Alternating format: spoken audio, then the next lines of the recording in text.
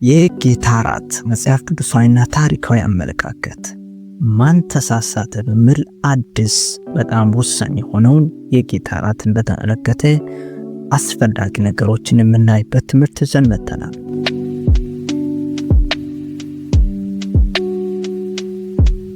አንዱ ይህ የእግዚአብሔር አካል ነው ስገድለት ይላል። ሌላው ይህ ተራ እንጀራ ነው ምልክት ብቻ ነው ይላል። አንዱ ይሄ ለኃጢአት ይቅርታ የሚደረግ መስዋዕት ነው ይላል። ሌላው መስዋዕት ተፈጽሟል ይህ መታሰቢያ ብቻ ነው ይላል። አንዱ ወይን ይጠጣል፣ ሌላው ጭማቂ ሊሆን ይችላል፣ ቢንቶ ሊሆን ይችላል፣ የተለያዩ ነገሮችን ይጠቀማል። ሁለቱም መጽሐፍ ቅዱስ አላቸው፣ ሁለቱም ክርስቲያን ነን ይላሉ። ግን ማን ትክክል ማን የተሳሳተ ነው? ሰፊ የሆነ ማብራሪያ በዚህ ጉዳይ እንመለከታለን። ለ2000 ዓመታት ቤተክርስቲያንን ካከራከሩና ከፋፈሉ ነገር ግን አንድ እንዲሆኑም ካደረጉ ጉዳዮች መሃል አንዱ የጌታ እራት ነው።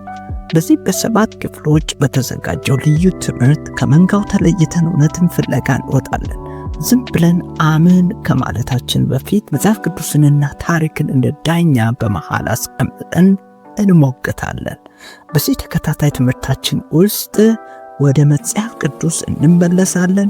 ኢየሱስ ይህ ሥጋዬ ነው ሲል ቃል በቃል ማለቱ ነበር ወይስ ምሳሌ? ጳውሎስ ያልተገባ ሰው ቢበላ ይሞታል ሲል ምን ማለቱ ነው?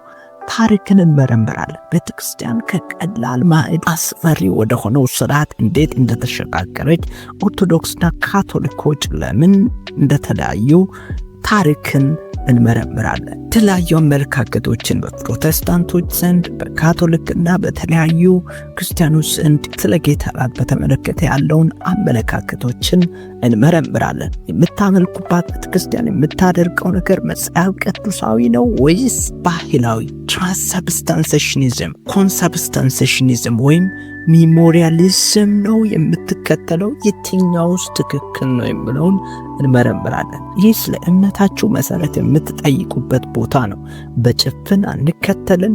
ያመንነው ለምን እንዳመንን እንመረምራለን፣ እንፈትሻለን።